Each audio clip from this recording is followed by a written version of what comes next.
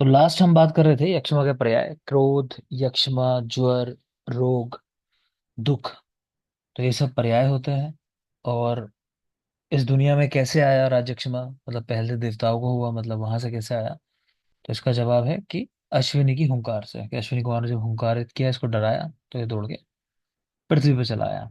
अब आगे देखोगे, चार तरह की संप्राप्ति राजयक्षमा की आपने देखी। तो चारों संप्राप्ति के यहाँ पे लक्षण लिखे हुए हैं अलग अलग। देखते हैं। पहले लिखिए साहसिक वाली। बल्कि मैं पेज थोड़ा छोटा कर देता हूँ तो मार्क कर पाऊंगा क्या एक जैसी चीजें क्या है। तो अगर आप देखोगे, कुछ कैरेक्टर इनमें कॉमन है जो सब में मिलते हैं, जैसे साहसिक, वेग धारण, क्षयज और विश्वासन। सबके ये 11-11 कैरेक्टर लिखे हुए हैं यहाँ पे। जो आप देख रहे हो ये 11 है, कैसे है बताता हूँ मैं। कुछ कम दिखाई दे रहे होंगे, तो कम वाले नीचे लिखे हुए 5। जो नीचे 5 लिखे ना लास्ट में, वो कॉमन है। जो लास्ट में 5 कैरेक्टर देख पा रहे हो, ये कॉमन है। कास, ज्वर, अरुचि, पार्श्वशूल, शिराशूल। ठीक है, पेज बड़ा कर देता हूँ, चलो मैं। शायद दिक्कत आ रही देखने में। ठीक है, 5 कैरेक्टर कॉमन होते हैं, मतलब 11 में से। जो चारों तरह की संप्राप्ति हैं, उनके 11-11 लक्षण है ना हर एक के। उन 11 में से ये 5 कॉमन है। पहले आपको ये याद रखना है, कास, ज्वर, अरुचि, पार्श्वशूल और शिराशूल। हमने वैसे जैक्स का भी एक ट्रिक पीछे याद की थी। जैसे मतलब ज्वर, ए से अरुचि, के से कास, और एस से शूल, दोनों तरह का शूल हो गया, पार्श्वशूल, शिराशूल। तो जैक्स करके याद कर सकते हो। तो ये 5 चीजें कॉमन है। उसके अलावा अब है तो काफी कुछ, लेकिन सारा तो कहाँ याद करने जाओगे। चलो एक बार पढ़ लेते हैं पहले क्या क्या है। साहसिक वाले में लिखा हुआ है अतिसार हो जाना, स्वर भेद, कंठध्वंस, जृंभा, रक्त मिश्रित कफ का वमन और उराशूल। ठीक है। तो यहाँ देखो जरा आप, वेग धारण में भी, क्षयज में भी, सब में अतिसार कॉमन है। बस विषमाशन में रक्त का वमन लिखा हुआ है। रक्त का वमन, तो मैंने आपको बताया था, हीरा ठाकुर विष वाली खीर खाई थी तो रक्त का वमन हुआ। बाकी सब में लेकिन अतिसार है, इसको जरूर याद रखोगे। दूसरा, बाकी सब में देख रहे हो स्वर भेद है, लेकिन यहाँ विषमाशन के अंदर स्वर भेद है। शब्द जो आया वो स्वर भेद करके आया। तीसरा जरूर ये याद कर लेना कि साहसिक वाले में कंठ उध्वंस है और बाकी सब में प्रतिशय है। इतना जरूर याद कर लेंगे। बाकी अगले जो कैरेक्टर्स है मैं नहीं कह रहा आप याद करो मत करो, वो अगले 3 इतने कोई खास नहीं है। उनको पढ़ लेना बस। ठीक है, यहाँ जरम्बा है, देखो इधर वमन, श्वास, इसमें भी वमन है। फिर रक्त मिश्रित कफ का वमन, अंसाव मर्द, अंसताप, अंसताप इन दोनों में है। उराशूल है, अंगमर्द, यहाँ भी अंगमर्द। यहाँ प्रसेक है, प्रसेक इजी है याद करना।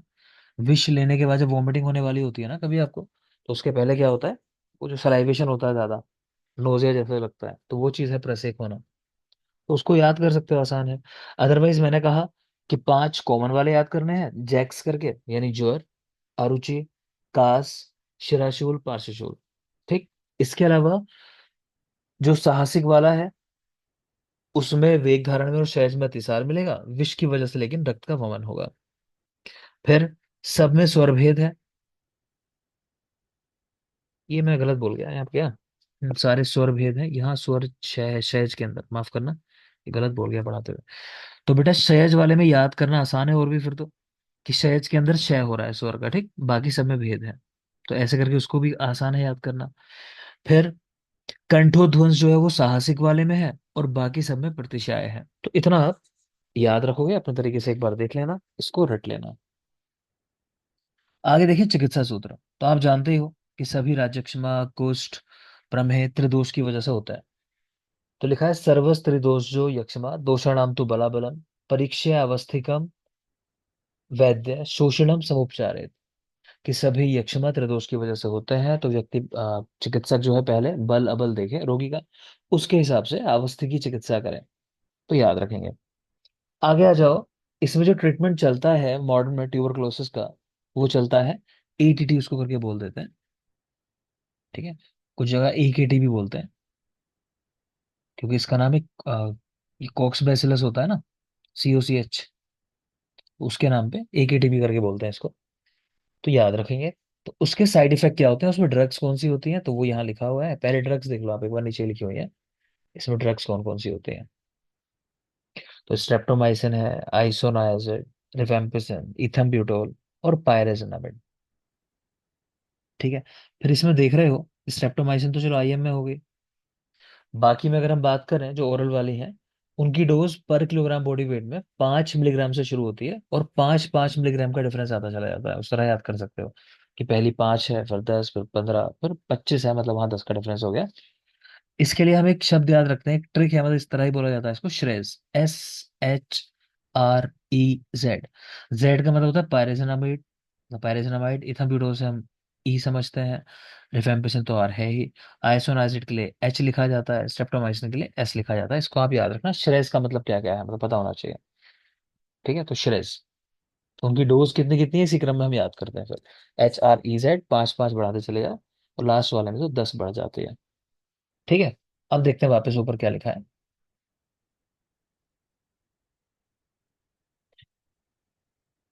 तो कह रहे हैं कि जितनी भी चलो पहले तो पीसीएम के बारे में लिख दिया उन्होंने, पैरासीटामोल, कि उसकी जो टॉक्सिसिटी है वो लीवर के ऊपर दिखाई देती है, मतलब हेपाटोटॉक्सिक ड्रग होती है पैरासीटामोल, जो फीवर में देते हैं कॉमनली। उसका एंटीडोट लिखा हुआ है एन एसिटाइल सिस्टीन। स्पेलिंग सही कर लेना, आपके पास भी गलत लिखी हो तो, यहाँ कुछ और लिखा हुआ है। ट्यूबरक्लोसिस किसकी वजह से होता है, तो माइकोबैक्टीरियम ट्यूबरक्लोसिस, और माइकोबैक्टीरियम ही कारण है लेप्रोसी के होने में, वो होता है माइकोबैक्टीरियम लेप्राe। ठीक है, तो वो भी याद रखोगे। फिर ये ड्रग्स के नाम तो हो ही गए। अब देख लो इनके साइड इफेक्ट्स। मेजर बात है, सारी ड्रग्स जो यूज होती हैं इस ट्रीटमेंट में सब हेपेटोटॉक्सिक हैं। लेकिन अगर पूछा जाए इन सब में भी सबसे ज्यादा हेपेटोटॉक्सिक कौन सी है, तो सबसे लास्ट वाली है पायरेजिनामाइड। स्पेशली याद रखेंगे, आप सामने लिख लेना, मोस्ट हेपेटोटॉक्सिक, ऐसा इसके आगे। ठीक है। फिर देखोगे स्पेसिफिक क्या क्या चीजें होती हैं, तो स्ट्रेप्टोमाइसिन की वजह से ऑटोटॉक्सिसिटी, आइसोनाइजिड एनीमिया इसकी वजह से हो जाता है, रिफेम्पिसिन ऑरेंज या red colour urine, ethambutol optic neuritis, और पायरेजिनामाइड कॉजेज हाइपर यूरिसीमिया। अगर नहीं लिखा सही, आप नोट्स में सही लिख लोगे, हाइपर यूरिसीमिया, यूरिक एसिड को बढ़ा देती है। हेलो। हाँ बोलिए।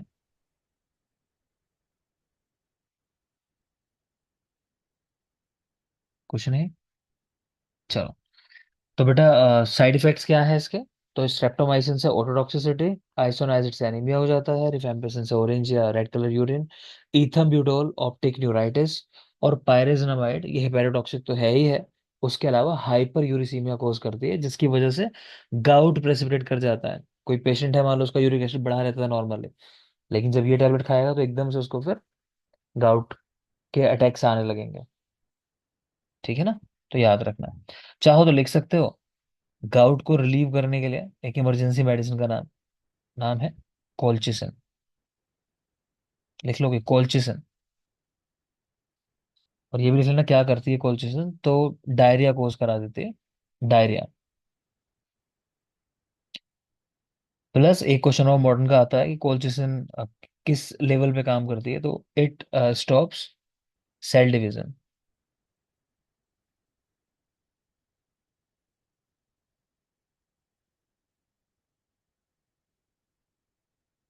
आगे चलिए, ये दोबारा से वही टेबल बना दिए, कोई सेंस नहीं है। नेक्स्ट आ जाओ चैप्टर नंबर 9, उन्माद चिकित्सा अध्याय। मुझे जरा 1 मिनट दोगे, मैं देख लूँ कुछ जरूरी आपको बताने का और तो नहीं है।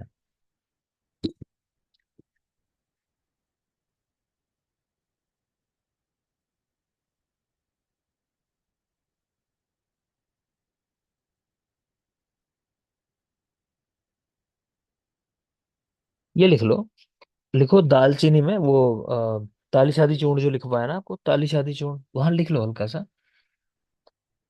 लिखो चक्रपाणि ने शुभा को पिपली माना है। वहां जो शुभा शब्द आता है ना, हम सोचते हैं शुभा क्या है, तो चक्रपाणि ने उसको पिपली लिखा है।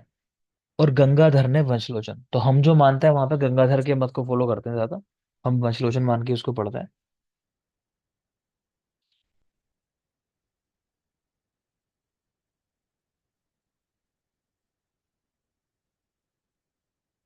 ठीक है ना, तो याद रखना चक्रपाणि ने लेकिन पिपली माना उसको, और गंगाधर ने वंशलोचन।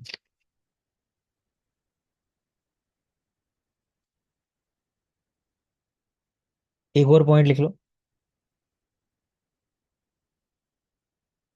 लिखो जीवंती आदि औषधियों का उत्सादन।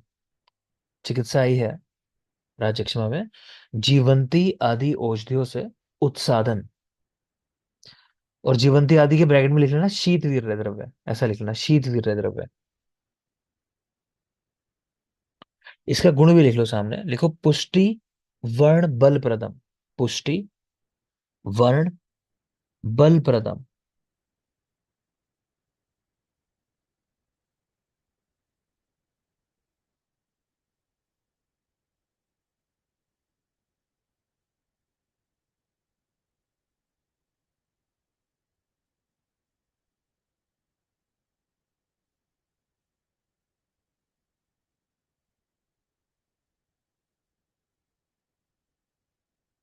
नेक्स्ट लिखो यक्षमा में देव व्यापाश्रय चिकित्सा। तो लिखेंगे वेदोक्त चिकित्सा, सामने ऐसा लिख लो वेदोक्त चिकित्सा, कि वेदों में चिकित्साएं बताई जाए, यज्ञ आदि।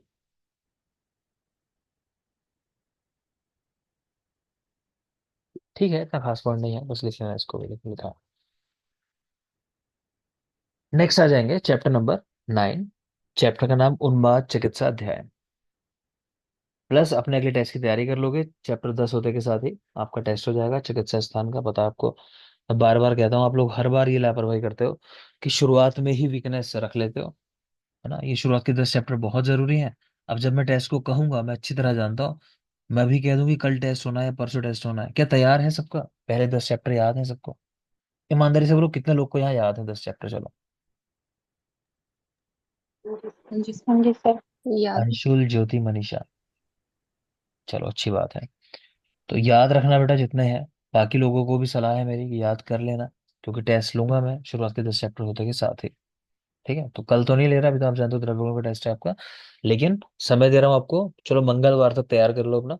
तो वहां आपसे सुन के एक बार मंगलवार को, और बुधवार के दिन आपका टेस्ट ले लेंगे संभवतः यार, ठीक है, वेडनेसडे को आपका टेस्ट हो जाएगा। देखते हैं अभी आगे। तो उन्माद चिकित्सा अध्याय। उन्माद का एक पर्याय लिखा हुआ है समुद्र भ्रम। इसको याद रखेंगे, भ्रम देख के समझ में आ रहा होगा, व्यक्ति भ्रमित सा रहता है, उन्मादी। भेद चरक काश्यप 5, वीपी के एस आगंतुक। सुश्रुत वाग्भट माधव शारंगर 6, वीपी के एस विशज और मानस। ये जरूरी बात है। इसमें एक सवाल पूछता है, इनमें से कौन सा भेद नहीं होता? तो मध्यज करके ऑप्शन में रखता है, वो ध्यान रखना, मध्यज उन्माद नहीं है कोई भेद के अंदर, ठीक है। तो वीपी के एस आगंतुक चरक क्या है, और बाकी सुश्रुत और फ्रेंड्स के वीपी के एस विशज और मानस। यही देख रहे हो भूतोन्माद, जैसे कहते हैं शरीर में भूत प्रेत आ गए किसी के, उस तरह वाली बात। तो चरक सुश्रुत काश्यप, इन्होंने, ये काश्यप नहीं है, माधव है। चरक सुश्रुत माधव 8 भेद, वाग्भट के 18 और शारंगधर के 20 भेद। नंबर याद रखना है। चरक और फ्रेंड्स ऐसा कर लो, 8 भेद, वाग्भट 18 और शारंगधर 20। ठीक है, 8, 18 और 20। आगंतुक उन्माद क्यों होता है, या मतलब भूत प्रेत क्यों आता है? कि 3 कारण है उसके। हिंसा की दृष्टि से, रति यानी किसी में प्रेम हो, और तीसरा अभ्यर्चना, कि वो चाहते हैं कि उनकी पूजा की जाए। तो उन्माद 3 कारण से होता है, हिंसा, रति और अभ्यर्चना। हिंसा की दृष्टि से अगर ग्रह ने अटैक किया है तो वो कंडीशन असाध्य है। अगर रति या अभ्यर्चना की दृष्टि से किया है तो साध्य कंडीशन है दोनों। रति और अभ्यर्चना वाली साध्य है, दोनों एक साथ है पॉइंट। योग देख लेंगे चरक के। तो ट्रिक लिखी है, लशुन सिद्ध होकर पिशाच का कल्याण करते हैं। चैप्टर में क्या है, भूत प्रेत की बात है, पिशाच की, उन्माद की, है ना। तो लशुन, लहसुन को आप सिद्ध कर लो कह रहे हैं, तो वो पिशाच से कल्याण कर देगा आपका, ठीक कर देगा मतलब। तो लशुन सिद्ध होकर पिशाच का कल्याण करता है। लशुन यानी लशुनाद्य घृत, सिद्ध होकर सिद्धार्थक घृत, सिद्धार्थक अगल, होकर यानी हिंगवादी घृत, पिशाच का कल्याण करता है। तो महापिशाची घृत, कल्याण से कल्याणक घृत और महाकल्याणक घृत। ठीक है, लशुन सिद्ध होकर पिशाच का कल्याण करता है। उन्माद में प्रतिद्वंद चिकित्सा की जाती है। जैसे रक्तपित्त में आपने देखा होगा, प्रति मार्ग चिकित्सा कर रहे थे रक्तपित्त के अंदर, अपोजिट मार्ग से। ठीक है, यहाँ पे कैसी है, प्रतिद्वंद चिकित्सा। प्रतिद्वंद का मतलब कि जैसा भाव है आपका उसके अपोजिट भाव दे देना।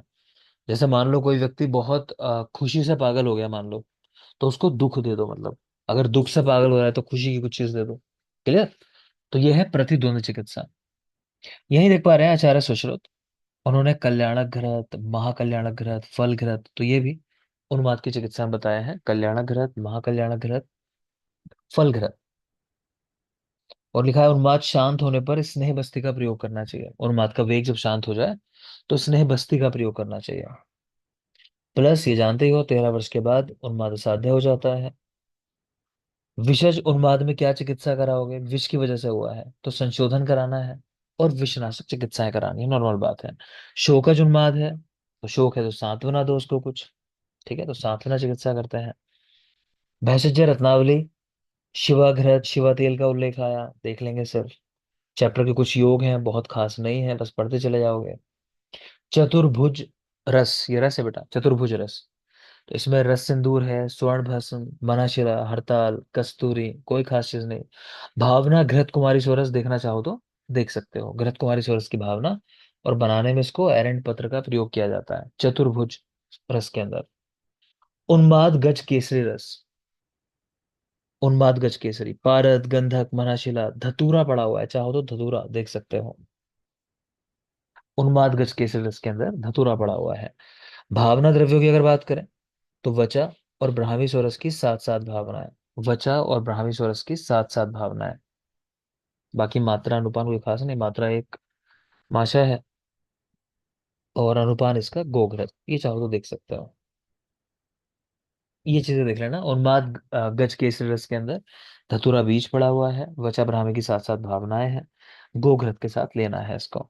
फिर है उन्माद गजांकुश रस, उन्माद गजांकुश रस, इसमें भी धतूरा पड़ा है, इसमें कुपीलू भी साथ में पड़ा हुआ है। ठीक है, शेड्यूल ई की ड्रग्स की हम बात कर रहे हैं तो ये भी उन्हीं में आ जाएगी, कुपीलू धतुरा होने से। ठीक है ना? आगे चलेंगे। कह रहे हैं पारद इसमें इस्तेमाल होता है, उसको धतुरा कुपीलू की भावना देनी है। बाकी ताम्र, चूर्ण, गंधा, कभरक ये सब भी पड़े हुए हैं, नहीं खास है। आगे चलते हैं।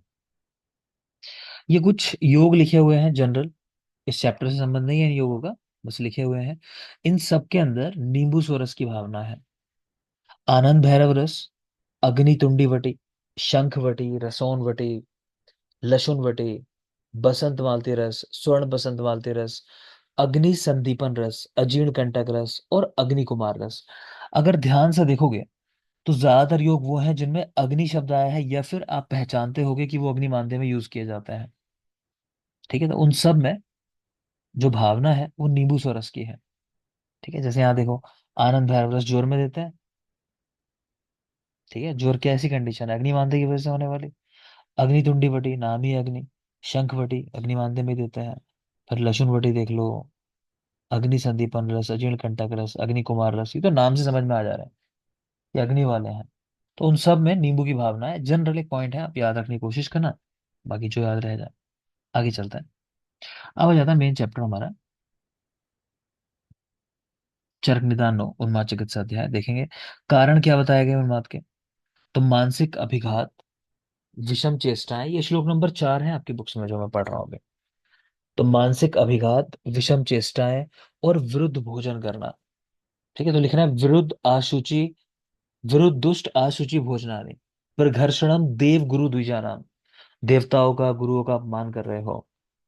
ठीक है, या फिर ऐसा अन्न सेवन कर रहे हो जो विरुद्ध है, दुष्ट है, शुद्ध नहीं है, तो ये कारण है। दोषों का अधिष्ठान कहाँ होता है? मनोवह स्रोतस के अंदर। यहीं पे याद रखने की जरूरत है कि इस नाम से किसी स्रोतस का उल्लेख आगे नहीं मिलता हमको। हम जब पढ़ते हैं ज्योति, कहाँ है चरक संहिता में स्रोतस का उल्लेख? चरक विमान स्थान में 6 चैप्टर उससे। विमान स्थान सर में विमान। जब देखो डाउट हुआ करे ना, ये चीज याद रखो, तो इतना कुछ बोलने की जरूरत ही नहीं है, जितने में श्योर हो उतना बोलो। अपने फंसने के लिए क्यों रास्ता तैयार करते हो? रेफरेंस नहीं पूछा जाता, इतना याद रखो, शरक विमान सफिशिएंट है। क्लियर? तो खैर, अ, मनोवह स्रोतस का कोई उल्लेख नहीं है, कहीं भी नहीं लिखा है इस नाम से कोई स्रोतस, लेकिन यहाँ जो मानसिक व्याधियां हैं वहां पे इसकी बात आई है कि मनोवह स्रोतस का इन्वॉल्वमेंट होता है। ठीक, आगे देख रहे हो। अल्प सत्व वाले व्यक्ति में बुद्धि के निवास स्थान हृदय की दृष्टि हो जाती है। ठीक है, तो हमारा हृदय जो है उसी को स्थान माना गया है, सत्व रज तम का भी, आत्मा के रहने का भी, बुद्धि का भी। अगर कभी सवाल आ जाए कि ये सब चीजें कहाँ रहती हैं, तो हृदय में आंसर लगा देना। ठीक है, मन भी वही है, बुद्धि भी वही, सब कुछ वही है हृदय के अंदर ही। तो वो यहाँ कह रहे हैं कि अल्प सत्व वाले व्यक्ति में बुद्धि के निवास स्थान हृदय की दृष्टि हो जाती है। अष्टांग हृदय उन्माद का मानस भेद भी बताया। ये क्या पॉइंट है, एक मिनट। ऐसा नहीं है, गलत लिख दिया। लिख लो एक पॉइंट अलग से है। ये ऐसा कोई पॉइंट नहीं, गलत लिख दिया है। ये कहना चाह रहे हैं यहाँ पे, इसको सही से लिखो। लिखो मानसिक, लिखो मानसिक व्याधियों को आधि कहा, आधि। ये किसी रोग का मानस भेद है ना, उसके लिए आधि शब्द ये इस्तेमाल किया है वाग्भट ने। ये लिखना है आपको पॉइंट यहाँ। ठीक है, नेक्स्ट चल रहे हैं मन का स्थान। आचार्य भेल ने कहा बताया है, शिरस तालु मध्य, सिर और तालु के मध्य। बहुत जरूरी है बेटा, बिल्कुल याद रखोगे।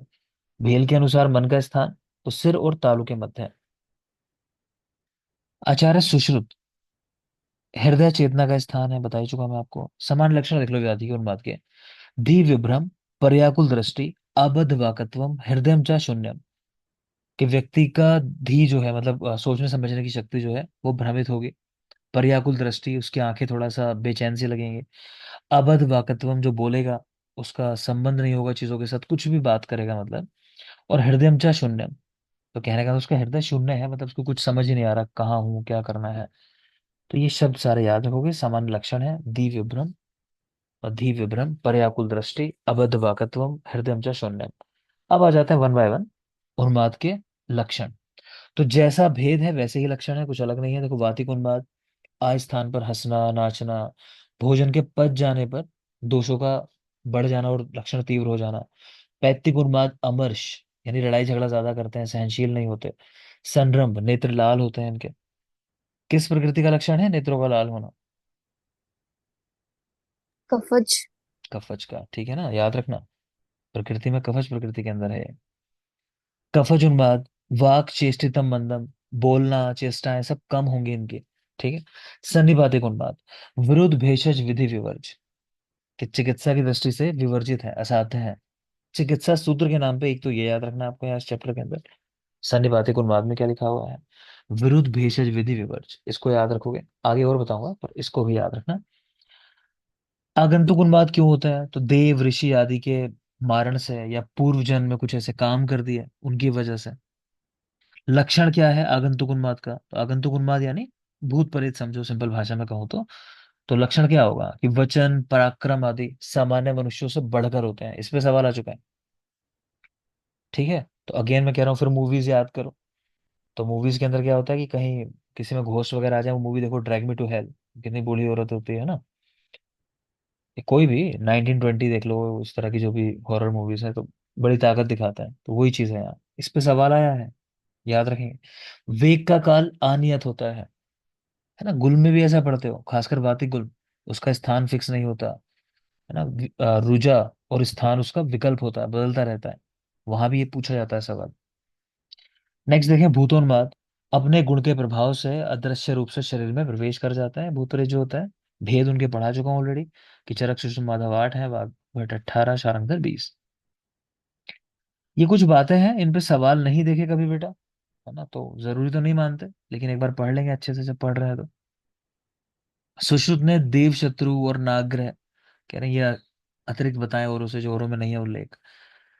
चरक ने शाप आदि निमित्तज और ब्रह्म राक्षस, इन दोनों को नहीं माना। ब्रह्म राक्षस, अभी मूवी आई थी एक, मुंजिया, एक मूवी आई थी ना, उसमें ब्रह्म राक्षस का कॉन्सेप्ट था। तो देखो, सब मूवीज वगैरह सब यहीं से बनाते हैं, आप लोग इन्हें वैल्यू नहीं करते, वो होटल ने मूवी बना दी, इतना पैसे वैसा कमा लिया है ना। तो इनको नहीं माना है चरक ने, चरक नहीं मानते इसको। वाग्भट ने कह रहे हैं कि 5 अतिरिक्त माने हैं। कौन कौन से नाम भी पढ़ लेते हैं चलो। कूष्मांड, निषाद, बेताल, प्रेत, ओ किरण। याद करने के लिए ट्रिक भी लिखी है, करना चाहो तो। कि कुश ने निशा में बैत से प्रेत को ओके कर दिया। बैत मतलब स्टिक से, छड़ी की सहायता से। तो कुश ने निशा में बेत से, मतलब बैत से प्रेत को ओके कर दिया। तो कुश यानी कूष्मांड, निशा में निषाद, बैत से बेताल, प्रेत को प्रेत, ओके कर दिया मतलब ओके नहीं, ठीक कर दिया भूत को, मतलब भूत उतार दिया ऐसा कह लो। ठीक है, नहीं जरूरी है, भूल जाओ तो कोई बात नहीं है। ये देखेंगे कौन सा ग्रह कब इम्पैक्ट दिखाता है अपना, ये टाइम लिखा हुआ है उनका। इसको चाहो तो देख सकते हो आप, ये जरूरी कुछ थोड़ा सा मान सकते हो। तो देवग्रह 1 या 13 शुक्ल पक्ष, शुक्ल पक्ष की 1 या 13वीं तारीख को अटैक करता है। ऋषि ग्रह 8 या 9 तारीख को। पितृ ग्रह 10 तारीख को, या अमावस्या को, अमावस्या लिखा हुआ है। गंधर्व ग्रह 12 या 14 तारीख को। यक्ष 7 या 11 तारीख को शुक्ल पक्ष, तारीख मतलब शुक्ल पक्ष का 11वां दिन या 7वां दिन, ये मतलब है कहने का मेरा। ब्रह्म राक्षस तो 5 या 15 शुक्ल पक्ष, है ना, तो पंजा ही मारता था, जिसके ऊपर था उसके कमर में पंजा रहता था, वैसे भी याद कर सकते हो अगर मूवी देखी है तो 5-15 राक्षस। और पिशाच ग्रह 2, 3 और 8। नाग ग्रह, असुर ग्रह, इनमें कुछ लिखा नहीं है याद करने के लिए कि देवता जो है, तो वो तो प्रथम स्थान पे ही आएंगे भाई, देवता है तो फर्स्ट, ऐसे याद कर लेना, बाकी साथ में 13 भी है। ऋषि ग्रह, ये गलत लिखा हुआ है यहाँ, 6 और 9 है ऋषि ग्रह के अंदर, आपके पास सही लिखा होगा। तो ऋषि खाते हैं छेना, ठीक है, कि मिठाई पसंद है ऋषियों को छेना, तो 6 और 9। पितृग्रह, पिताजी 10 रुपए देते हैं अम्मा को, है ना, माता को 10 रुपए दिए पिता ने, तो पिता ने अम्मा को 10 रुपए दिए, पितृग्रह अमावस्या और 10। गंधर्व ग्रह, तो गंधर्व बच गया, ये गंध से बच के निकल जाओ ऐसे कह लो, कहीं गंध आ रही हो तो बच के निकल जाते हैं। तो गंध से बचना है, बचना मतलब 12 से 12, 4 से 14, गंध से बचे। यक्ष 7 और 11 शुक्ल पक्ष, तो लिखा है कि यक्ष जो है वो सगे हैं, है ना, यक्ष दक्ष कल काफी बात हुई, तो हमारे तो सगे ही हैं, कम से कम पढ़ रहे हैं उनके बारे में हम। तो सगा मतलब 7 और 11। ब्रह्म राक्षस पंजा मैंने बताया आपको, तो ब्रह्म राक्षस 5 और 15। ठीक है, तो यहाँ लिखा है ब्रह्मा जो है पापा है, मतलब ब्रह्मा जी ने सृष्टि को बनाया, तो ये कहा जाता है ना पिता है सभी के। जो कलयुग का जैसे अंत भी कहते हैं, तो वो यही है कि जब ब्रह्मा जी जो है, अलग अलग अवतार हैं, मतलब वो टाइम जो है वो ब्रह्मा जी एक जो कलयुग को चला रहे हैं, कि उनका भी नष्ट, वो भी नष्ट हो जाएंगे, तब दुनिया नष्ट हो जाएगी, ऐसा है। तो ब्रह्मा पापा है, मतलब ऐसा करके, तो ब्रह्मा पापा मतलब 5 और 15 याद करने के लिए। राक्षस और पिशाच 2, 3, 8, 238। राक्षस और पिशाच 2, 3, 8, 238 एक साथ याद कर लो। आगे देखेंगे ग्रह क्यों अटैक करते हैं, ऑलरेडी बात हम कर चुके हैं। चिकित्सा पे आ जाओ कि वातिक उन्माद है तो सबसे पहले स्नेहपान कराना है, किंतु आवृत मार्ग में सस्नेह मृदु शोधन कराना है, ठीक।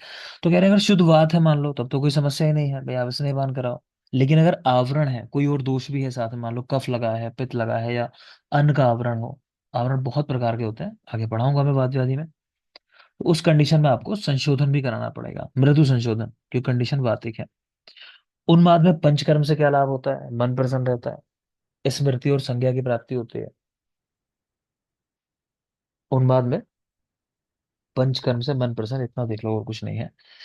तीक्ष्ण अंजन, नस्य, ताड़न, तर्जन, त्रासन, दान, हर्षण, विस्मारण, ये सारी चिकित्साएं कराई जाती हैं। तो मुझे बता दोगे यहीं पर, ज्योति, आप ही बताओगे। उन्माद में भय दर्शन कराना किस प्रकार की चिकित्सा है चक्रपाणी के अनुसार? सर, व्याधि विपरीतकारी विहार। कोई कुछ करेक्शन इसमें करना चाहेगा, कुछ कहना चाहेगा?